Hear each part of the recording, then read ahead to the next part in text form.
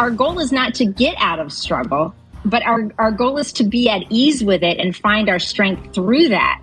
And that's so important in the healing journey. And it's also something that we do really badly in medicine, in that we're kind of telling people, you don't need to, you feel acid reflux. Well, let me give you a pill to get rid of that acid reflux, as opposed to saying, you feel acid reflux. What is your body trying to tell you?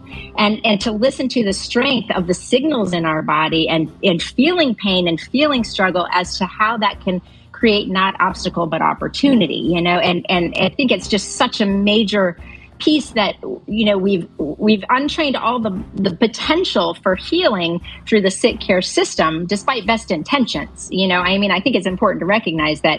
I think all doctors go into it with really good intentions, and they're doing really good work with the training that they have.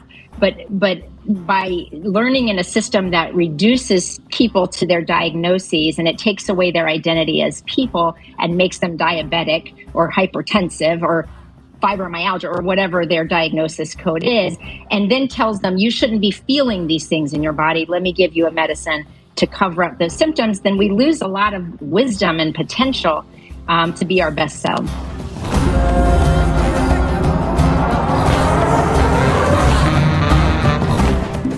Welcome to the Yogi Triathlete Podcast. We are Jess and BJ, and we're on a mission to create a better world. Part of the way we do that is by waking up and shaking up the world of endurance sports through meditation and mindful practices, and sharing stories of purpose through this podcast. This reminds us that we are not here by mistake, and that the things we love in this life exist for a reason.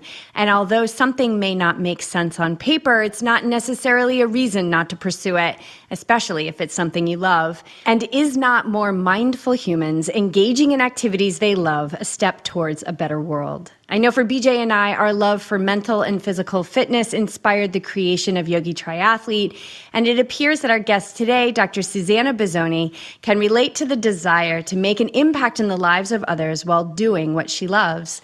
Her business, True Health Journey, was born from the inspiration to do more of what she loves, guiding patients from dependency to empowerment and purpose. As a physician working in the traditional Western medicine model, she realized she could not offer what her patients really wanted and needed from their doctor. She had a deep desire to practice medicine more in accordance with nature's guidance, and most importantly, in a way that addressed diseases from their root cause rather than covering up symptoms. So she broke away from the constraints of medical insurance billing and partnered with registered nurse and health coach Christine Smith to create a business offering that promotes support, encouragement, accountability, and dedication, everything needed to endeavor the journey to true health. Dr. Bozzone is a lifestyle medicine physician and yogi who is also a member of the esteemed team of doctors at Plant-Based Telehealth. We're excited to dive in with her and learn more about her story and how she created a profession based on what she loves. Dr. Bozzone, welcome to the show. Thank you so much. What an intro. That was fantastic. And I can tell you're my people. Oh, yeah. Well, we've listened to some podcasts in research of this, and you are definitely our people. Mm-hmm. So I think that'll be reciprocal. There's just so much between the plant-based lifestyle, which is another way that we're waking up and shaking up the world of endurance sports is, and I just feel like at this point, there's too much evidence and there's too many athletes out there doing amazing things on plants to even have an argument at this point. Yeah, so much alignment, but we'd love to hear what brought you here. So if you can take us back to your background and what got you interested in medicine. Yeah, that's an interesting, I didn't expect to go there, but yeah, so I went to college at Davidson College, which is a small liberal arts school. It's an amazing place, home of Steph Curry, about 40 years after me. But it's amazing. I went there on a swimming scholarship and really had this idea that I knew about health, somehow because I was a swimmer and because I thought, I would know about nutrition. I don't know why I thought that. But interestingly, my entry into medicine was, I was pre-med there because it was liberal arts and that's kind of the track I took. But my junior year in college, I basically gave blood and I passed out in the lunchroom and I fractured my temporal bone. And so I really lost, my whole season, of swimming, and I went deaf in this ear, and I'm also a singer. And so that was a really traumatic event. But what really drew me to medicine was the fact that I actually saw doctors for the first time, because I'd always been healthy, thankfully, and really, was on this pre-med track, really, because that's what you do, but really got into the medical system as a patient and recognized, I saw this ear, nose, and throat doc that, having been a singer and I was performing, and the loss of your left ear is really important if you're going to blend and if you're going to hear your accompaniment. So that was really important to me. And he said to me, it's no big deal, you've got the other one. And he just wrote it off to where I felt really upset, or stupid for feeling upset, I should say. And I just thought, that kind of physician shouldn't be in medicine. If you're in a role for healing, you need to recognize you have to meet the patients where they are and understand that just because it's no big deal to you doing these major surgeries and seeing these horrible things, it was a very big deal to me, and made me feel so small. And really emphasized, the whole thing I'm trying to fight against in medicine is this idea that we are sick and that we are broken, and that our whole identity is just that we can't even get reimbursed as a physician unless you're broken. Like I can't put health optimization and get reimbursed anything, and I'm not in the medical or in the insurance system anymore. But that was it was kind of the nail on the coffin, if you will, of just why we need different souls in medicine. And we need to recognize what healing is. And we need to recognize that we have to meet patients where they are and give them their power. And we have to recognize what is important to them and what is their why and their purpose-driven living. And if we are ever to create healing and to improve the horrible state of health in this country, we have to address it in a different way. And doctors like that shouldn't be in the role of a healer ever, no matter how good their surgical skills are. So that's how I got into medicine. So that kind of was really, drove me through. Yeah, the pain. A lot of times, pain, if not all the time, pain and discomfort is really what we need to grow. But I know in my own journey, and it sounds like yours too, it's like it took me to purpose. Yes. And it is, and I love that, and I love that also. And that's one reason, that in speaking to yogi people, I'm very excited too, because if you feel your struggle, that our goal is not to get out of struggle, but our goal is to be at ease with it and find our strength through that. And that's so important in the healing journey. And it's also something that we do really badly in medicine, in that we're kind of telling people, you don't need to, you feel acid reflux. Well, let me give you a pill to get rid of that acid reflux, as opposed to saying, you feel acid reflux. What is your body trying to tell you? And to listen to the strength of the signals in our body, and feeling pain and feeling struggle as to how that can create not obstacle, but opportunity, and I think it's just such a major piece that, we've untrained all the potential for healing through the sick care system, despite best intentions. I think it's important to recognize that I think all doctors go into it with really good intentions, and they're doing really good work with the training that they have.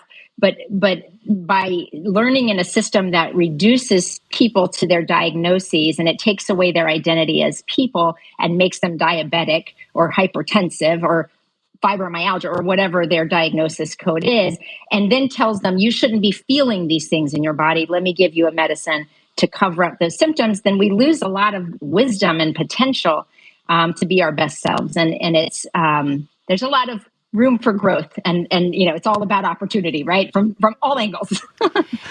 Yeah, and I think yoga, I love that you've got this tool in your toolbox. Your yoga education is that yoga really teaches us how to feel. And the tools that yoga provides for us is to allow us to really practice kind of that middle road in the face of sensation, in the face of intensity in our body, in our life. And we revere this system. And I agree with you. It's well-intentioned. Doctors aren't given nutrition information. So it's not, the doctor is just practicing the medicine that they know. right? Whatever that is, right? Whatever the education is, we're practicing what we know. And, but we are not taught to feel in this society, and we're not taught to feel even as a small child. And then we revere the system of labels and diagnoses, and then because we're not taught to feel and we're given a pill not to feel those things, then who are we, right? We're not feeling anymore. Who are we? We become the diagnosis, and then we become, in this box of limitations, which I think decreases our health even more, because we are expansive beings that came here to grow and overcome. And so when a patient comes to you, I want to keep pulling on this thread, like when a patient comes to you and they've got this, like, I'm depressed, I am this, I am that, I am these diagnoses, how do you begin to assist them in unraveling that conditioning, really? Yeah, that's huge. And I think just to go back to one point that you said is that inability to feel, and then, but take that a step further, is that I think a lot of people, when they feel in their body, they can't discriminate that from fear, because the feeling that they have is fear. And so that's kind of this really big, complex pathway that when you talk about identity, or as an identity as a sick person, and how do I approach that when we are interacting with our universe as a person that needs to lose weight, or a person that, then to really recognize and get distance from the sensations that we have in our body, and to separate that thought versus feeling, or that, the idea, okay, well, so if you have pain or you have any diagnosis, what is that really? It's fear of disability. It's fear of death. It's fear of, and so we have to begin to kind of separate that, and then also reframe. And I find that so much of what I do with patients is really reframing their idea of healthcare. And so when we, and how do I do that? Well, I think that I just really ask them. It's all really about them as to their perceptions, and talking about why you want to live longer and what our outcomes that we want are, and shifting them away from a weight or the number on the scale or a blood pressure number, which has been deemed their identity from this point as that sick person, because they've walked into a diagnosis, which is what often brings them into the door, that then becomes their identity. So we have to start right there and say, tell me truly why you want to live longer. And it's never to get the scale to say, what, fill in the blank, or to get my blood pressure less than 120. I mean, like, who cares? And so we've got to kind of reframe the end point to that vibrant soul that wants to go caravanning with their, once they're retired, with their husband, or they want to get on the floor with their grandkids, or they want to do that marathon, or whatever it is that they want in their life. And then to recognize that health needs to be, or health, I should say, diagnosis needs to be demoted to something that's pivotal to reach that most important end. And then when we talk about what we do, it's based on, what are you ready for? I want to be a partner in that. And I don't want you to do what I tell you to do. I want you to do what you will do, and what your confidence is, and what you're ready to do, which often isn't necessary. Through a lot of learning of how to do it wrong, I think that I can now finally meet a patient where they are and say, what do you want to do? You don't want to quit smoking. We're not going to touch your cigarettes, right? We're going to talk about what you want to do. And then you build your confidence, and you build, the actual sensation of feeling like you can accomplish something, and go from there. And then from that interaction, we start talking about their identity. And I love I don't know if you're familiar with Atomic Habits. I'm sure you guys probably are, but the book by James Clear, right? So, and I love that example that he uses, where if somebody offers you a cigarette and you say, I'm trying to quit, well, they're just going to come back after you've had a couple of drinks in you and offer it to you again, because your identity is still a smoker. But if you reach them from I am not a smoker conversation over. And so we have to say, if you're interacting as a bad sleeper or an anxious person, or then I just say, let me just stop. Let's just stop right there and think about that. And I want you to redirect your identity as a good sleeper that might be struggling right now, and let's move from there. And so that's kind of the conversation and how it goes. And it's a lot of, tearing down previous conceptions as to what being healthy is and defined as, and what I should be. And so, it's just a beautiful journey from that I hope gives power to people rather than dependence.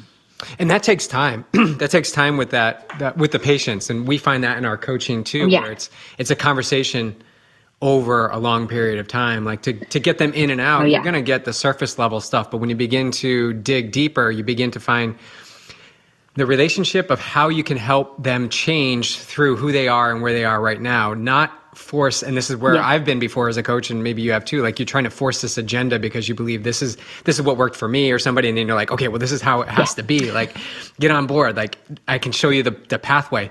But in reality, it's actually different for each of us. And the gold in this is finding what are those threads you can pull on with that individual patient to get the best change in the most efficient and rapid way possible, not being attached to the timeline of when that has to happen. Right. And also, I think listening is so big there. I mean, I know, when you first learn about plant-based medicine and lifestyle medicine, or my experience is I basically came back to my clinic and I'm like an evangelist, and I'm like, you're not getting out of here. And I had patients that were like, I really think you're a great doctor. I think you're really good, but I think I need to find a different provider because I can't be vegan. And I'm like, oh no, And so, but that was, initially you have to recognize that what I was doing by doing that was actually creating isolation. And I was in effect kind of, saying, oh, I've just found this amazing answer and wanting everyone to know it. And then what I'm truly telling them and being, especially after I moved back to Tennessee, and totally forgetting of the existence of sweet tea and fried chicken and, and lard and cooking in lard, just like things that this is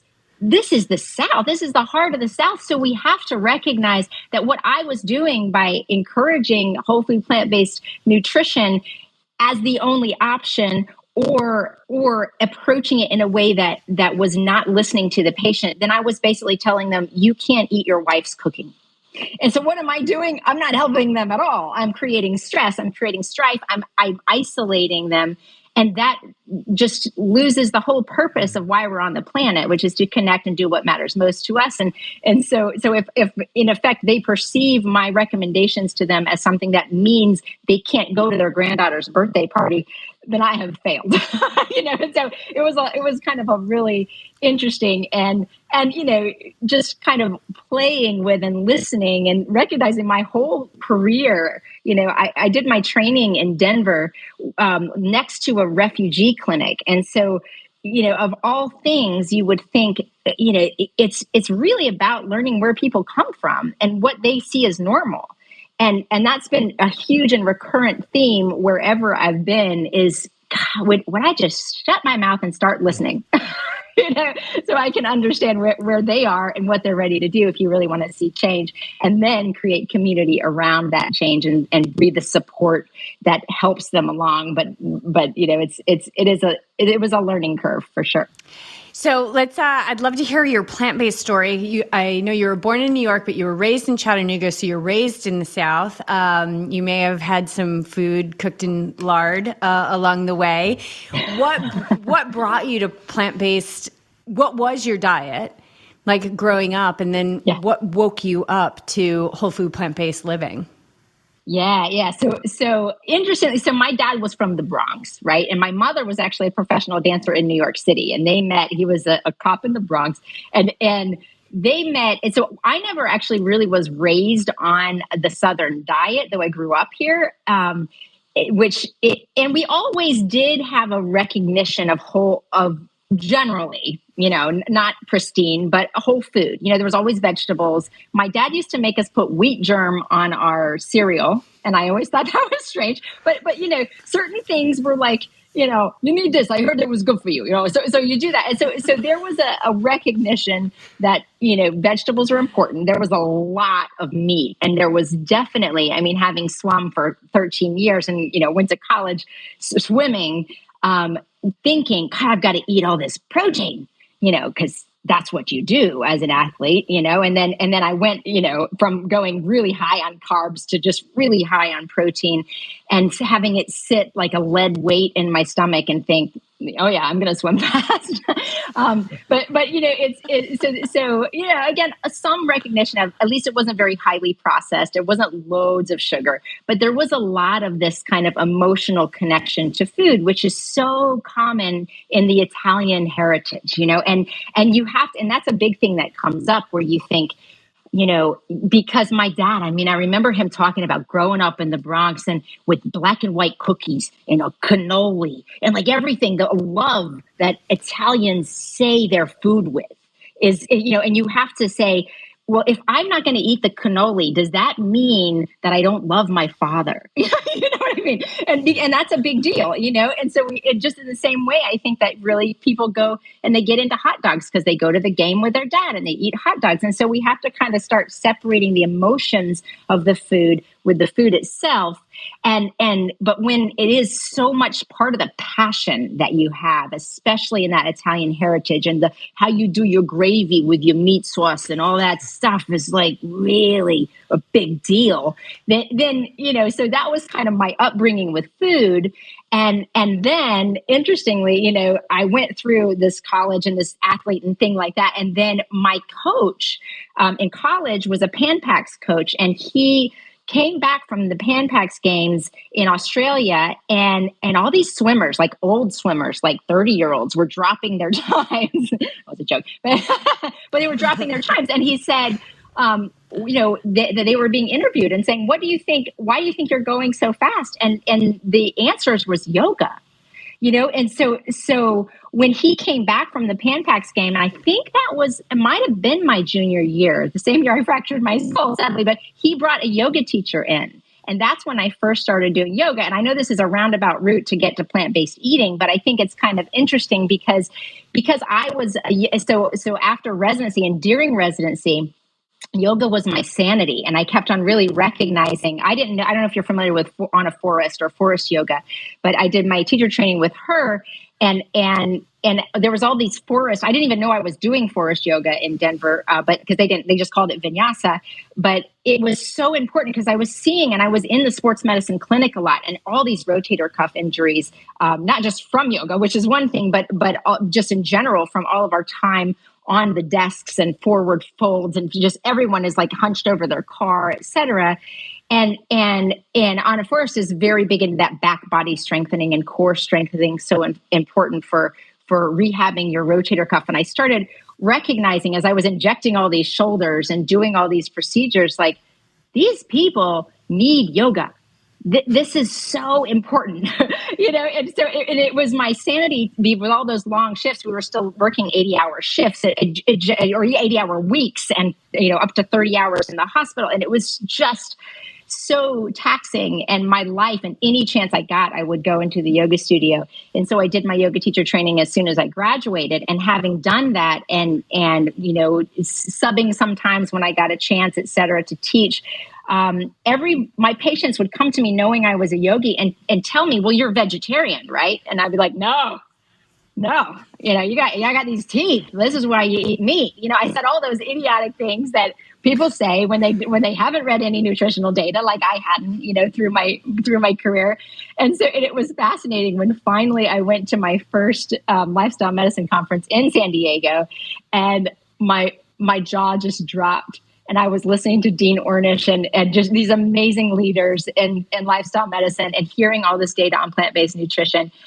And I could not believe that so much data was out there, that I had never heard it. This is the information that people would come to me wanting to know, and assume that I had it, not because I was a doctor, but because I was a yogi, and then finally, and so then finally my transition began as I got more in depth with the data of lifestyle medicine and how to use a plant-based diet to heal diseases and to optimize your health. And so that's kind of how I got there, was really through the data, after people telling me I was vegetarian for years before that.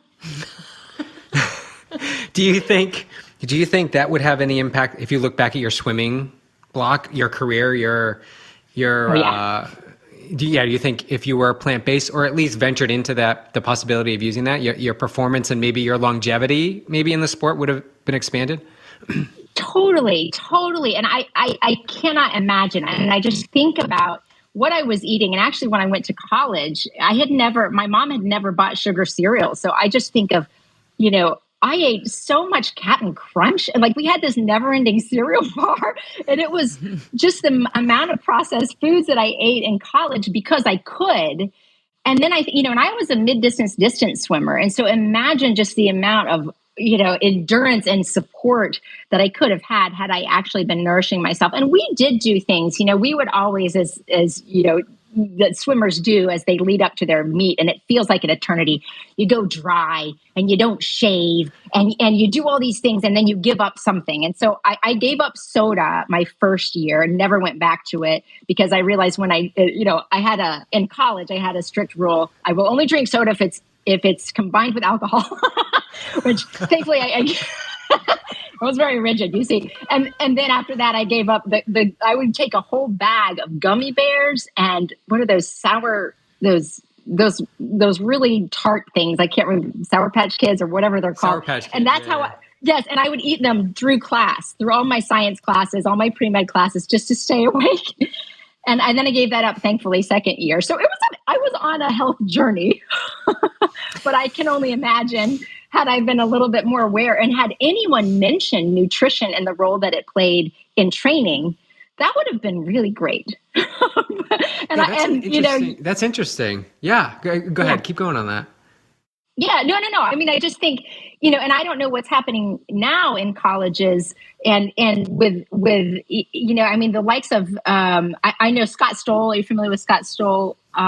He was an Olympic bobsledder, and he's great. He does the Plantrition Project. He's just a leader in lifestyle medicine.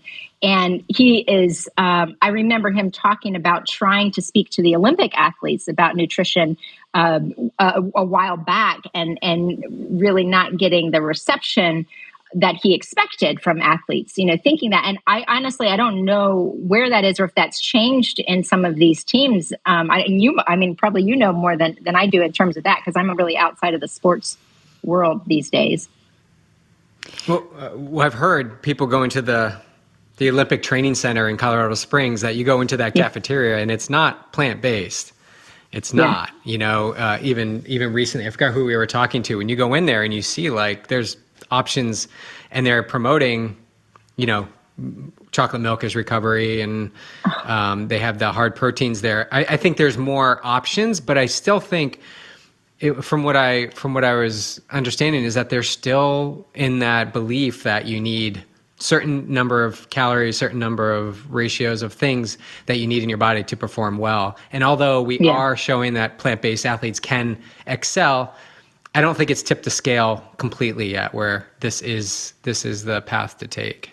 Yeah. Yeah. And I mean, it's certainly a slow transition, but you can only imagine what could have happened, in terms of the performance, which there were some great performances. I mean, and think about, the horrible fuel that we were giving ourselves and still, swimming relatively well. It's just, imagine, but yes, so much opportunity, just like everything. I think that we have to make it fun. We have to bring people in, and we have to recognize that it's about the community and the positive change, and focus on what to increase and those things. And as much as we can bring that in, I think it's just going to help everyone. And as a side note, the planet and all kind of other good things. So it's kind of a win-win, but we got to take it the way people are ready for it. I think when what I've seen with athletes is that when they take the jump or take the leap or make the transition, and they do it in a way where they're consuming, enough calories, which we've seen across the board, vegan, not vegan, that athletes aren't fueling enough during their workouts, after their workouts, things like that. But the piece that really hooks them, and they have to be in it, is the recovery. Yeah. How quickly they will bounce from hard training sessions and races. And that's the thing that you just can't unsee. when your body just reacts in a way it has never reacted in before. I mean, I remember doing Ironmans and like limping for days, and now DJ just did the World Championship in Kona, and the next day I kept having to remind myself like he just did an Ironman yesterday because you were working better. He was walking better than me. Yeah. Wow. I think it's just amazing, isn't it? Yeah.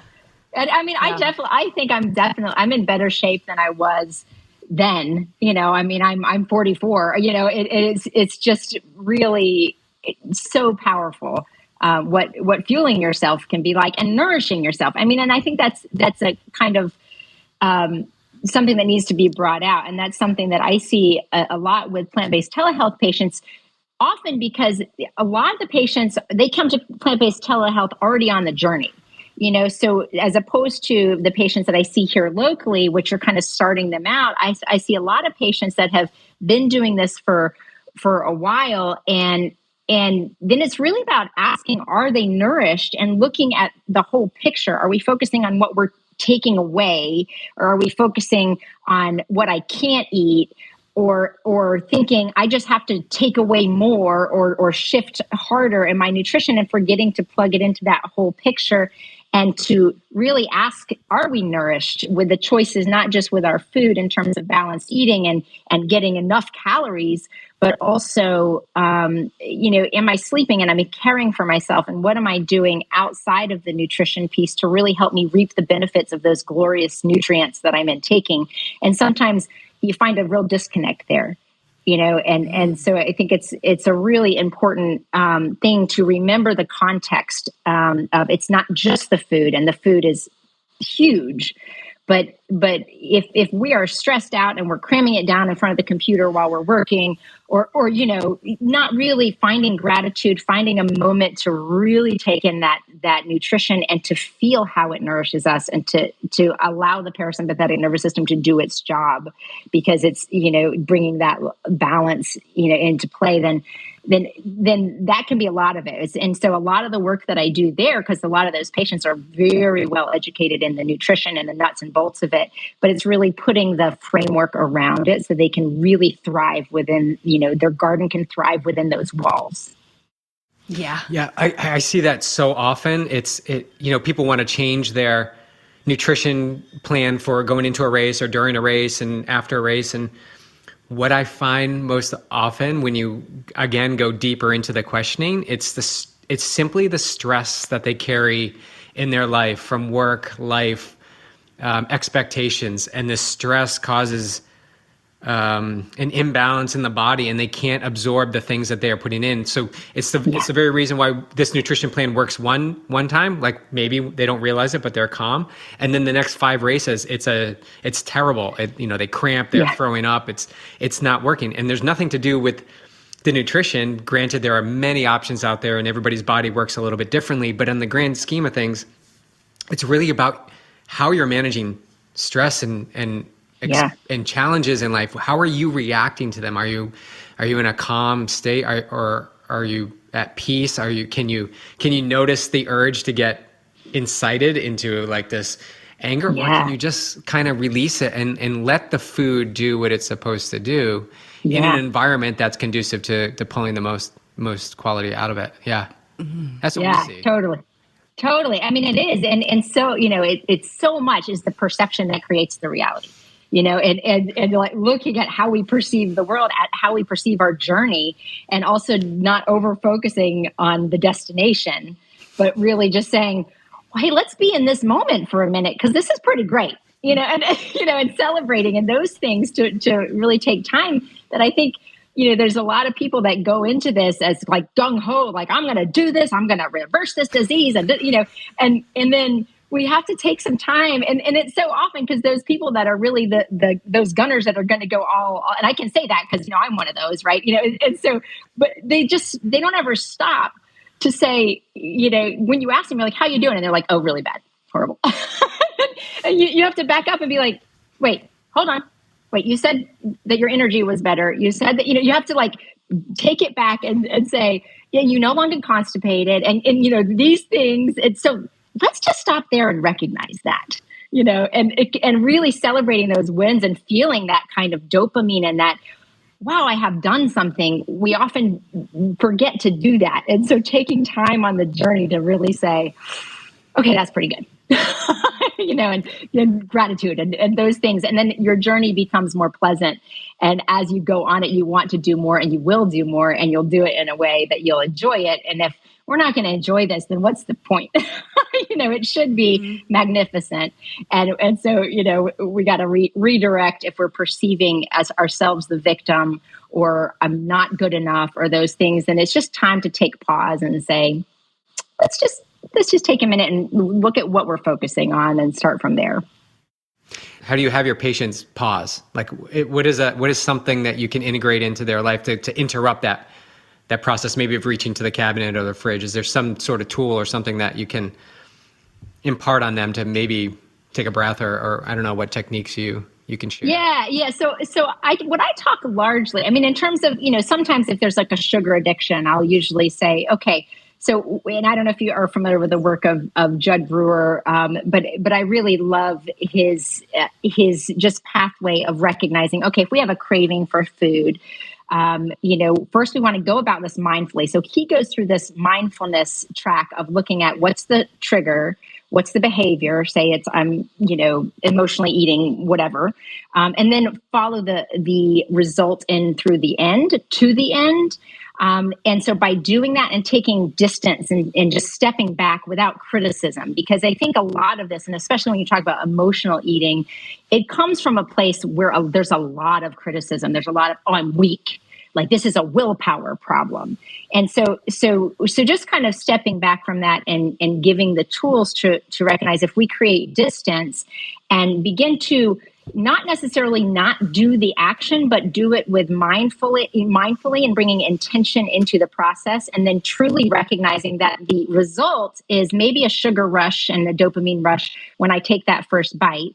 And then the almost immediate, or sometimes certainly within a relatively soon amount of time, is, guilt, nausea, heartburn, maybe weight gain over a longer amount of time, chronic disease like diabetes, et cetera. So if we're really looking at say what we used to perceive as a reward, and it kind of ties back into that emotional eating, if I see a cannoli, because I'm like, my dad used to love cannolis, so I'm going to have a cannoli. This is great. And I'm going to think of my dad on that first bite and I'm going to go, ooh, that's great. Right. But then if I keep on eating cannolis, right, not only will I be constipated and indigestion and probably weight gain and all of these things, but I have to recognize that the true result of that is actually a punishment, not a reward. And that if my endpoint is the most vibrant version of myself, then clearly this is not a decision that's serving me, as opposed to if my endpoint is a weight of fill in the blank or a number that I'm trying to be the good patient at diagnosis that totally is not fulfilling me and it has nothing to do with who I am as a person and what I value and what gives me joy and passion, then it just feeds into that negativity cycle. But if I really have my eye on the prize, and so what I want people to put on their fridge is not, their ideal body weight. I mean, who cares, right? And but rather put a picture of you on the floor with your grandkids or whatever it is that really excites you that you want to do. And then when you ask yourself, is this nourishing me? You say, to what end? Is this making me feel more vibrant, more mobile, less inflamed so I can get on the floor and then get up again, or whatever that might be. And so we just bring distance and mindfulness to that. And so in addition to just pausing, waiting 10 minutes, changing your environment, getting curious without criticism about the triggers. Who did I just talk to? Is it stress? Is it anxiety? Is it overwhelm? Just getting curious. Oh, look, I didn't sleep well last night. That's interesting. Just kind of noticing these things. And then from there, that's in the acute moment. But in there, I really talk a lot about building the framework. And I do a lot of kind of what I love to do really is work with groups and communities, because I think that's where the money is. If we're going to really make a difference, we have to make the healthy option be the easy, natural option. And the way to do that is by creating that to be the norm. So this is not such a foreign discussion, but when we talk about frameworks, and I mention this because I do this with employee wellness webinars, and really trying to create like a wellness community amongst employees and employers, because it behooves them to have healthy people as opposed to the hospital system. It's really about, if you want to be more productive, you want to be happier, you want to have good, happy, well cared for and nourished employees. And so in talking about that framework, setting bookends, what is your morning intention? What is your evening intention? And I find that really helps to just keep them so that at least they can check in the morning. And that could take 3 minutes, deep breaths, connect with your intention, maybe get outside and get grounded, take, or something like that. But then so they can connect with that bigger picture and then close it out, without screens, without other voices, but rather with their own intention. And they can connect back to that in those moments of cravings, or whenever that they're struggling with whatever the food choice or whatever that might be. If we start by building that support structure, then I feel like they have something that they can connect to at times when they're not stressed, and they can tie into that easier when they are stressed. Mm-hmm.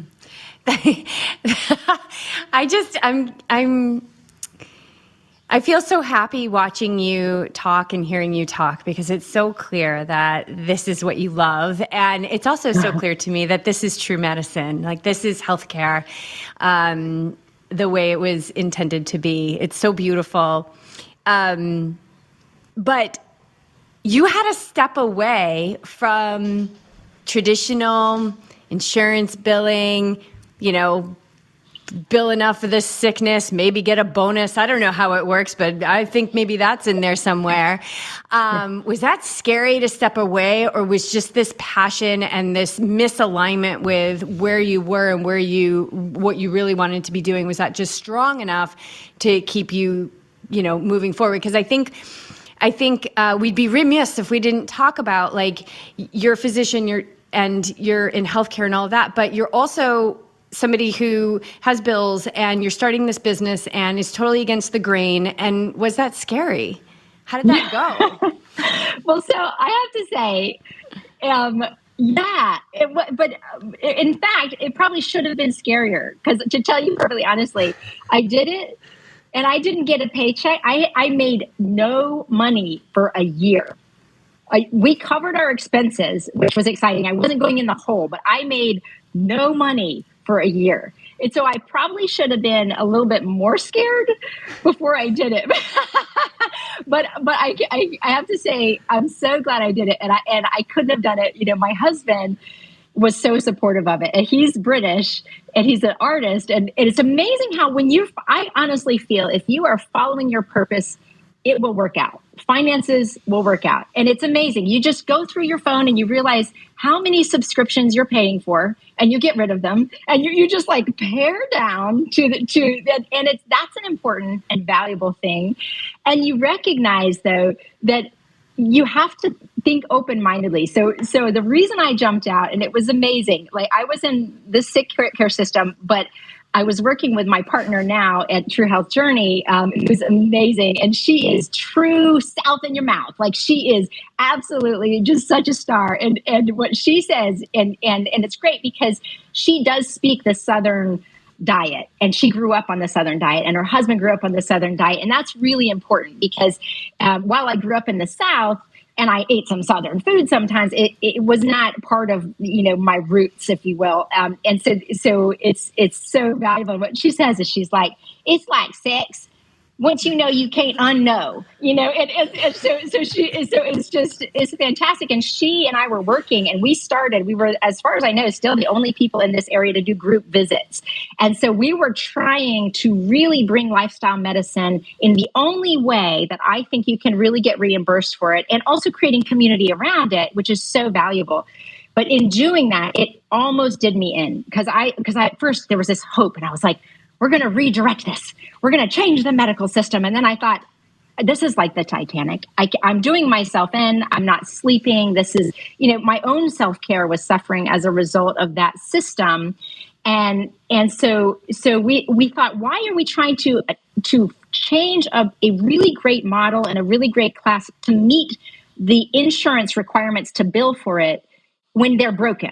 Like it's why do we adapt something to fit a broken model? And so that's when we decided to jump out. And it's a great learning experience because we kind of thought we'd jump out and then people would come to us. And it was, like, well, wait, we're cash pay. It's a different, and we really had to rethink. And what was so valuable in that is to recognize that it's about community and it's about partnerships. And so that was the real kind of humbling, but so valuable information, because if we want to make this to be the way of life that is normal, and we want our community, our nation, our Western world to redirect its health destiny, then we have to make this achievable and something that we can all come together. And so we partnered with various people. And I have to say, the only money I made in that year, and it was so fun because COVID hit. So that was actually after that. So we COVID hit though. It was one of a really turning point. And one of a yoga studio here, a dear friend of mine runs it, and it's just a lovely community. And she asked me to teach lifestyle medicine to the yoga teachers in their teacher training. And I did that, and we started partnering and doing things with that community of yogis, and also with the yogis, not just the teacher trainings, but teaching plant-based kickstarts 101, and then we did 201, and we ran that 2 or 3 times during the pandemic virtually, and then did a full immersion yoga teacher training. And I thought, this is where people truly go so often to get health advice, is to their yoga teacher trainings. And these people need to know, what does the evidence say? Because they're not going to go to their doctor. They know now not to generally go to their doctor for health advice or for nutrition advice, perhaps I should, and so it's really important that our yoga teachers, the people that have their feet on the front lines of people that are already taking active steps towards health, that they know what the evidence says. And so that I really felt was so valuable, but I never would have done that had I not been at a certain state of desperation. Had I jumped out and been like, I got to have full practice or whatever. But it really was so valuable. And then now we partner with the YMCA, and I used to wake up and open the YMCA at 5 a.m. The year after I deferred medical school. And so I've always been just such a big proponent of the YMCA and the work that they do in the community. And we teach, or my health coach actually teaches a food RX class that's now offered free at a local hospital. And so partnering with them and the community and the work that they're already doing has been such just amazing thing. And we're actually just starting a program with them that's called Heart and Soul. And so we teach teens to garden and then to cook whole food plant-based meals. And those meals go to heart failure patients that are being discharged from our local hospital. And this model of program, that was actually one of the first introductions to see the role of nutrition in patients. The kind of overhead umbrella company or program is called the Series Project, and it's in California. Actually, it was like the leader that is now making medically tailored meals a covered benefit for Medicaid patients throughout the state of California, and that's big time. And so the original program, I was referring patients into the program, and one of my patients I remember had cancer, pancreatic cancer, and was given 3 months to live. And she was about 5-6 months in, I believe. And she was like, the reason I'm still alive is because of this program. And so I really got to see with my own eyes, nutrition must mean something, and so it speaks to the doctors that are referring into the program. Obviously it speaks to the patients, but it also trains the teens to see their role and food is medicine. And so I've always wanted to start it in Chattanooga, and the original program was not plant-based. And so we're doing 2 shifts on that, which is 1, it's whole food plant-based entirely, and 2, it's El Soul Food. So it is soul food, Black flavors, and Latino flavors, so we can reach the population generally at the highest risk, and really speak to hopefully bring them in and empower them in the community where they are, with both the teens and the patients. And so it's, I know that was a really long and distorted answer, but all that to say that I never would have recognized the role and the need for partnership and community, and that is really the centerpiece to make this really thrive and to see the difference we can make, had I not been in somewhat of a desperate state, having had no income. So that ties us back, right? Well, that defies, again, it goes against the grain, because the first thing you do when you leave your job is, well, I got to make money to make up for the job that I did have, and I got to get money soon. Where your approach is similar to ours, is like, I have this feeling, this compelling feeling that I can't not do anything else, but I have to proceed with this. I have to do it. I just owe it to myself to go forward. And it may not make sense to other people. And did that happen? Did other people kind of like, what are you doing? Like, this does not make sense. Oh, yeah. In fact, I went to the Plantrition conference in Oakland, going back to so I worked in Sonoma, California for 6 years. And it was lovely. And I worked I worked in 2 capacities, really, in a private clinic and also in the community health center, because I didn't want to leave that. I'd always worked in underserved, and I speak Spanish. And it was just such a beautiful, split that I wanted to work in both clinics. So I had kind of, all these very big, whiny people, the sommeliers and the vineyard owners and all these people in the private practice. And then in the community health practice, I had all the vineyard workers. And then the unifying thing was, when you spray the grapes, everybody gets sick. It doesn't matter. It doesn't matter your education or your clout or any of that. And then I started working through the hospital as the director of wellness, and seeing that we want to be the bridge between the sick care system and the community, and really recognizing that health is built in the community. And that's when I started. A little angel told me to go to the lifestyle medicine conference, but I mentioned that because I went back to a conference years later, and I went back to visit, my old crew, and lovely people, amazing people, great doctors, really good. But it is amazing how you feel an eye roll. You feel like, we're working predominantly with nutrition, like you really sold out, and there's this this kind of piece of, that, and it's just an interesting thing. And I honestly feel that a lot of it comes from the fact that I think a lot of physicians, some see the problem and feel trapped that they can't jump out of it because of the benefits and that.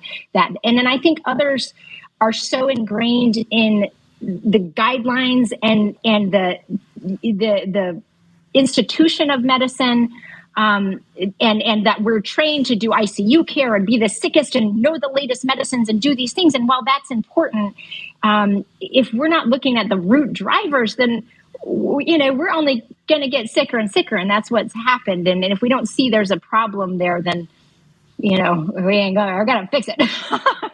But you see all kinds of things, and I think that it's just knowing that you feel what is right for you, and you're following your purpose with your gifts and what you can make the biggest impact doing. And I know that me seeing 30 patients in a day, not peeing, not sleeping, I wasn't helping anyone, and I was doing myself in. And I really feel that I'm making an impact now that is of such a great need. And we have to follow where that is and be true to ourselves. And you deal with the eye rolls as they come, and you just be like, well, I bet she's kind of miserable, and I think there's a lot of that. If you feel trapped in your system, then it's easier to give an eye roll than it is to jump out, if we're not equipped to do it and we're not in our training. Yeah, I think a lot of people feel trapped. I think they're trapped in their diagnoses. I think they're trapped in the system, trapped in marriages, trapped in jobs. Yeah. And I think the first start is to getting out of that is really getting clear on what it is that we do love, what it is like. Yeah. A lot of people will say, well, I don't know what my purpose is. I just talked to somebody the other day. Yeah. They're like, how do I even know what it is? Like, I'm doing this and I'm going to school, but like, is this my purpose? How do you guide people or answer that question when they say, I don't know what I love. I don't know what my purpose is. How do I find out? Yeah, well, yes. Well, that is such a great question. I think it's also really important to recognize that that's not a bad thing, because it changes, right? When your kids grow up, where a lot of parents, they're just trying to get their kids to not go to jail and to get to school and, these like things. And then their kids go out of the house. And so I see a lot of people that are trying to search for their purpose in their like retirement, or they just retired. And that's these big changes where they have had a clear purpose and they recognize that maybe their purpose was to be in a job that then they realize that they hate, and so it's really, I think an important question to ask regularly. Maybe even yearly, or every, just to really say, is this still what I'm striving for? Reconnect to it. And then what I do, and my sister is actually, she's an amazing writer and she's really creative. And so she made, because I said, will you help me make this find your why or find your purpose worksheet? And it just asks these questions that, and in a really pretty, and she made it really pretty with these inspirational pictures and quotes and things like that, which I think are lovely. And I don't have that skill. And so really just asking, feel in your body what brings you joy.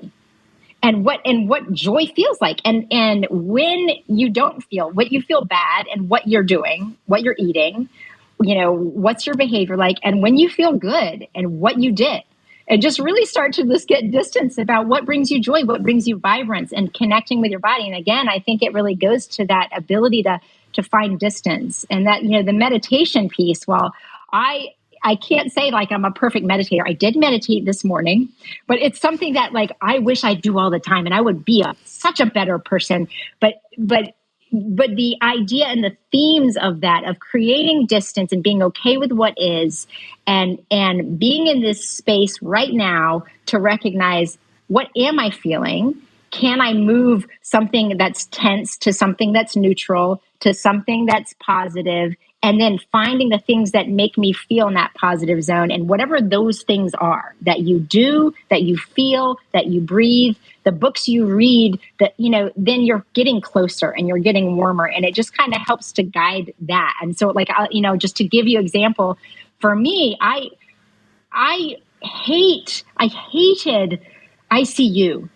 I hated these rounds of like acute care. I hated seeing patients and then having this thing like, oh my God, but what if it wasn't sinusitis? What if I've just missed a meningitis? And all of this, like those things. And there are doctors that thrive on that. There are people that love, the emergency and the care and all that stuff and so there you find your different things. And I found, what do I love? I love finding a group of people and connecting to them and making them feel excited. And that, I think, comes from kind of a little bit of working on this, singing on the stage and doing these things. And and you think that could never play a role in medicine. But in fact, like now my favorite thing is I do wellness webinars for these companies, and I get to connect to people and feel a community turn on for positive change. And so while I wouldn't learn that in medical school. And at first I was like, well, I'm trained to do this ICU work, and I'm trained to do this hardcore medicine, and I'm selling out you have to be true to yourself. And then you can really make a difference. And so like finding those things and never saying that, well, because I'm trained to be this, I can't do that. Well, why not? And I just remember, like, I think of my dad, and there for a minute, I was like, I don't think I want to go to medical school. I think I want to be an opera singer. And my dad said, you can sing opera while you're operating. And I was like, and then I met my husband's family, and they just said, you're going to medical school. Well, why would you do that when you could be an opera singer? And I was like, It's just this really amazing, ability to say what gives you joy. And it doesn't necessarily mean that you can't combine it with something that makes money and that your job has to be painful. You could potentially make money and do something you love, and you'll do it better. And that opportunity is there. So again, a long answer, but I just really go with finding joy, and there's something to that. Yeah, and brings it just full circle to what we talked about at the beginning is this, we're living in a society where people aren't feeling. And so feeling with awareness will really be, just start there, feeling and awareness, and you'll get so much information about what you love, what you don't love, what feels aligned, what doesn't feel aligned, and go from there. And it doesn't have to be your profession. Maybe it's something you do on Saturday mornings for 15 minutes, once a month, but just do more of what you love, because more people in this world doing more of what they love is more love in the world. Yes. And that's it. And I think that's, it's so in jumping off to follow this dream. I think it's, like my husband, he said, you need to do that. You're miserable. And there was not a question in his mind. There was, and that's something that's lovely, not to our financial advisor, but that it's really about living this life that we're in and not thinking too much about, how much you're putting to retirement and all these things, but to really say, and that's what he said to me. And he was just like, you need to do what will make you happy. And don't stay in that job. And then as a result, I'm a nicer person. And so it's better for him. And I'm nicer mother, and you don't, so you do everything better if you follow what your love is. And so, yes, absolutely. Right on. Yeah. I think the details will fill itself in. We get too wrapped up in how it has to be and how it has to unfold. And, I think you got to follow your heart and let everything else, and trust that everything else will fall in. And what you're doing, what we're doing is giving people more permission to do this, to say it's okay to take the path less traveled. Although it gets more and more narrow as you go further down the path, it's okay. It's okay. Yeah. So I think we just need to continue to give people permission. I think I firmly believe that that's our purpose here. Yes. And I'm talking about all of us. I really believe that. Yeah, absolutely. Well, thank you so much. Just loved talking with you and love your story. I want to stay connected. What you're doing is amazing. And like I said, there's going to be a whole bunch of vegans in town for Ironman next year, because one of our coaches, Daniel, his persona is vegan powered athlete, and he has a whole community of people. And every year when he puts out the applications to be a part of this team, so many more people are interested in it. It just makes my heart so full. It gives me so much hope. So Chattanooga will be inundated with vegan athletes next year. I can't remember when I think it's in September. Wow. Yeah. The full Ironman. Yes. Awesome. Well, definitely. Well, please connect me, because I would love to, there's just a great plant-based community here and growing, and anything that I can do, I just think that's fantastic. There's wonderful yogis too. And so definitely, I would love to be part of that. That's amazing. Thank you so much. This has been such a fun conversation. I would do it again in a heartbeat. You guys are amazing. Oh, thank you. We appreciate it. And I'll definitely make that connection with you, for you with him. That'll be great. So thank you again. Really, really love this conversation.